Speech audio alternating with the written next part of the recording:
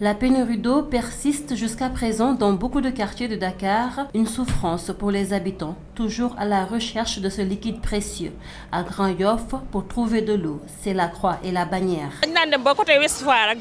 Depuis 2 semaines, on sillonne les quartiers voisins pour trouver de l'eau. On n'a pas une seule goutte pour entretenir les enfants et les maisons. On ne voit même pas de camion-citerne. Hier, c'est après avoir longtemps couru derrière le camion-citerne qu'il s'est arrêté à hauteur de Liberté 6 pour nous donner de l'eau. On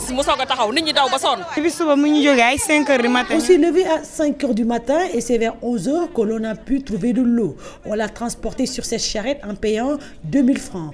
On part en équipe et on se disperse pour chercher de l'eau.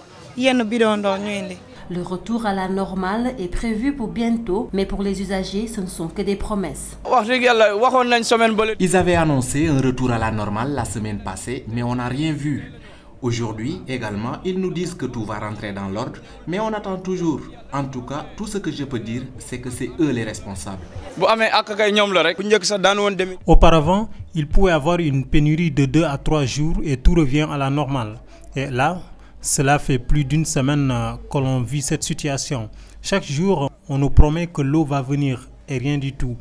Et là, j'entends même dire que c'est prévu pour vendredi. L'eau est vraiment indispensable.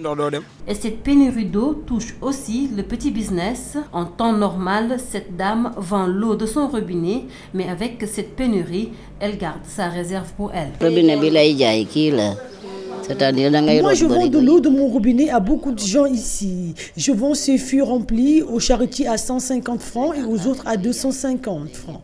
Les seaux, je les vends à 25 francs et les bassines à 35 francs. Et là, je suis resté 1 semaine sans vendre une seule goutte. C'est dur pour moi. La solidarité, elle, n'est pas tombée à l'eau. Des habitants épargnés par la pénurie offrent gratuitement de l'eau à leurs voisins.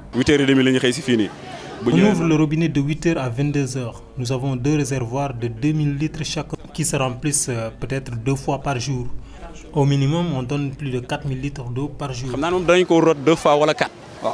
Ce qui nous intrigue aujourd'hui, c'est les futures factures d'eau. Avec tout ce qu'il y a eu comme perturbation, j'espère au moins qu'ils vont y tenir compte. En tout cas, nous interpellons le directeur.